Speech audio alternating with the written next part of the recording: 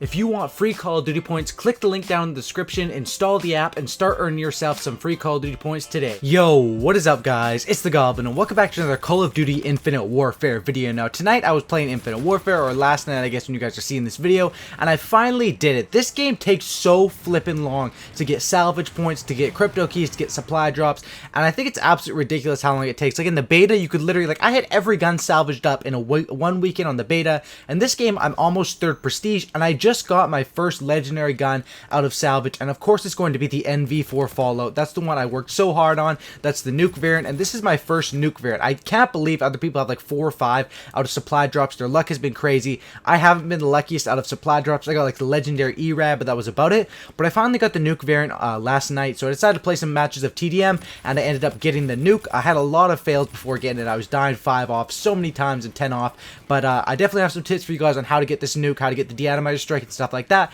First off, I want to say this weekend there's going to be a lot of videos from me, so I'd appreciate your guys' support on all of them. Dropping a like on this video would definitely help out. If you guys could smash up 2,000 likes in this video, that would be the goal for today, and that would absolutely mean the world to me. And also, if you guys could subscribe to the channel if you guys are new. I've been trying to pump out every single tip you guys need to know about Infinite Warfare, every single class setup, all that sort of stuff. I'm working my buns off over here. I don't know why I just said that. I'm working my ass off over here, and I'd really appreciate if you guys can support that and all that sort of stuff. But basically, let's go over how I got this and all the tips. Basically, there's so many tips to give about how getting these nukes and how it happened, so that's basically what this whole video is going to be about. Now first off, let's start with the class setup. As I talk about many times, class setup is the most important thing in Call of Duty, 110%. Now the class is going to be, of course, the NV4 Fallout. You have to make sure you have the Nuke variant on. If you guys don't know how it works in this game, if you want to get a Nuke, you have to use a gun that has the Nuke variant. Now there's about 5 or 6 of them in the game. They're all going to be legendary variants. This one is the NV4 Fallout. Basically has the De-Atomizer strike, which is called the nuclear. It's like called the nuclear on the card, but it's called the De-Atomizer strike when you get it. It ends the game in team deathmatch or free for all, and it just kills people like a Moab in objective game modes. But I had that one on. It also reduces recoil, that variant, which literally doesn't matter on the NV4. This thing is a laser. There's literally no recoil, so that doesn't really matter. Now the class setup that I'm using with this thing is my traditional NV4 class setup, which I talked about and made a best class on, which is going to be quick draw, stock, as well as, what was the last attachment? Quick draw, stock, and the silencer, of course. Why didn't I think about that? But that's what it is. Quick draw, stock, and silencer on the NV4. Probably one of the best classes and the best guns in the game. This thing is absolutely crazy. Now, as far as my perks, I mix it up a little bit than my official best class setup, because if you're going for a nuke, you need to sort of customize your class setup to be perfect. And what I run on it is I run Dexterity and Ghost as my first perk. You need to run Ghost, Silencer, be off that minimap, and be stealthy if you want to go for these nukes. That's the number one tip, is if you want to get 25 kills with your gun in a row with the same gun, you definitely need to be stealthy and stay low-key about it. You can't be shouting on the map, shooting off a million bullets and jumping around and stuff like that. You need to run that. Dexterity, obviously, because I don't have extended mags, I want to make sure I'm reloading fast and don't get caught in a reload, because I basically have to use this gun. Second perk is going to be Scavenger. Now, usually you guys see me run hardline all the time. On this class, I don't run hardline. Another point of that is I only run 1 kill streak, and it's literally just the UAV. That's the only kill streak I run. That's basically because counter UAV, I don't need it all, because I'm running Ghost and Silencer. Advanced UAV isn't even that strong in this game. There's so many people that use Ghost in this game. That's why I just, stick with running UAV. And even without hardline, with just using Scavenger, the UAV only takes 4 kills to get, which is pretty good in TDM.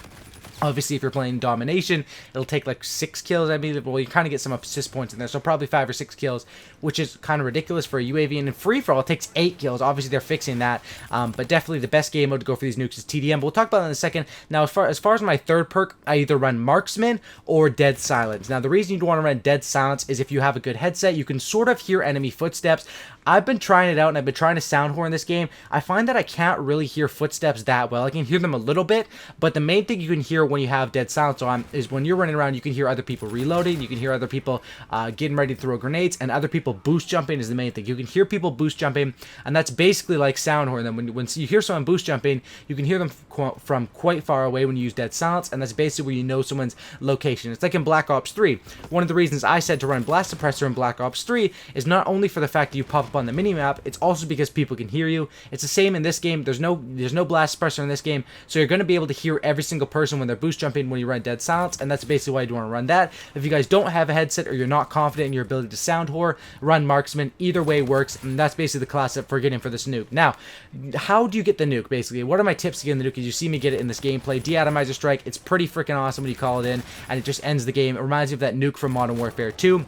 Now, number one thing to get this nuke is you have to get all 25 kills with one gun. So I obviously run Scavenger, that's the number one tip, and I run the Man at Arms, which is basically it's under the Merc the Merc Specialist or Combat Rig. I keep getting those confused because I'm thinking of Black Ops 3 Specialist. The Merc Combat Rig, and then you want to run as your payload. I run Reactive Armor. It's basically kinetic armor. It gets me out of some tight situations, and it's really helpful.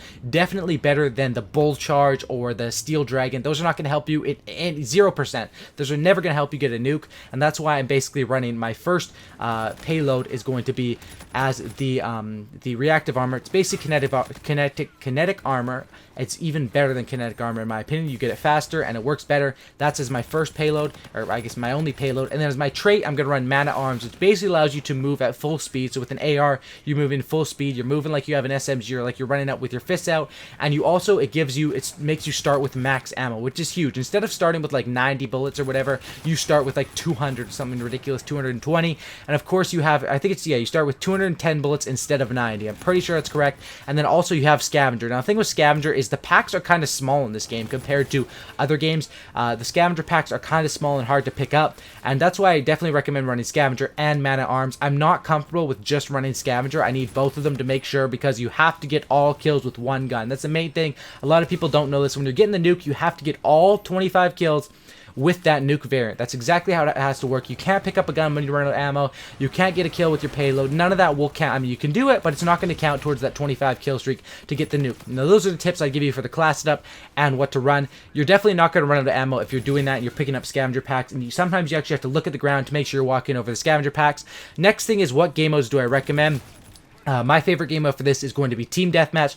Team Deathmatch, there is usually, that's what your casual players play. They just hop on after getting home from school or getting home from work, and they just click on Team Deathmatch. I know a lot of you guys who watch my videos probably play Team Deathmatch, but you guys probably also play a lot of different game modes like myself. I love Ground War, I love Domination, and I also love Team Deathmatch.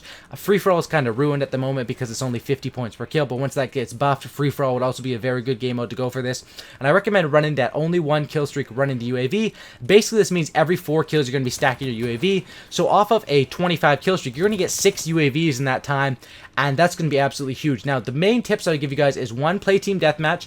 It goes up to 100 kills. You have a lot of time in Team Deathmatch. It's not like back in the day when Team Deathmatch was up to 75 points and you basically had to rush for it. You have so much time in Team Deathmatch. Some of these TDMs last even 8 or 9 minutes, which is ridiculous in this game, but it's pretty cool, and it's because usually a lot of the teammates don't rush. So if you play rush happy and you play aggressive, you can definitely make it happen. Now, my next tips I'm going to give you guys are, one, do not trust your UAVs. Even though I'm telling you to run UAV and I'm telling you UAV is the best, don't trust it. Figure out at the start of the game how many of these enemies have ghosts. The easy way to figure that out is when you call on your first UAV, press pause for a second, or just look at the map, but definitely pressing pause will show you the whole map, and just count when it swipes. How many do you count? Do you count 4 enemies? Do you count 5? Do you count 6? That will show you how many people have ghosts. Obviously, if you see 4 people on the minimap and 6 were alive, 2 of them have ghosts. You need to watch out and be aware. If you see 2 people on the minimap, then 4 of them have ghosts. You have to be super duper aware. If you see all 6 on the minimap, you're good to go, baby. You can rush, play aggressive. You know that you can trust your minimap, but you need to figure out how much can you trust that minimap. That's the first tip I'll give you guys. And that one is 100% going to be a huge tip. The next tip is pay attention. Up on the screen, a cool thing in this game is when you have the nuke variant on, up on the screen it will show you 23 kills off, 20 kills off, 15 kills off, 10 kills off, 5 kills off, and then everything from 5 down, 4, 3, 2, 1. It'll show you all that. Pay attention. Usually when I start tryharding and when I start playing a little bit slower is when I see 15 kills off or 10 kills off. And by the way, I get some nasty feeds in this game. These are just some extra gameplays I had with the M4. I get some nasty feeds with the Claw. Very good specialist.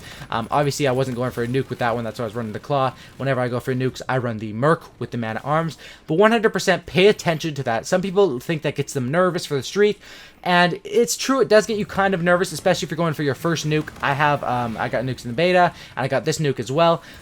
Basically, the one thing is you got to pay attention to that. I'm glad I finally unlocked my nuke variant. The thing that sucks is I only have it for one gun now, and I don't want to go for nukes all day with this gun and just be uploading 20 nukes with one gun. So I'm still going to be doing, you know, I'm going to be playing with this gun a little bit, but I'm focusing on unlocking the FHR 40 nuke variant and all that sort of stuff. But pay attention to the top of your screen. When you're 10 kills off and you're 15 kills off, play a bit safer. You got nothing to lose. Play a bit safer. Know you have a silencer. Know how to trust your minimap, and follow all these tips. Definitely Team Deathmatch, 100%. Undoubtedly the best game mode to get it in because of the 100 points per kill. Thanks for watching, guys. Drop a like on this thing. I'd really appreciate 2,000. Subscribe for Cookie and Don't Licky, and I'm out. Peace.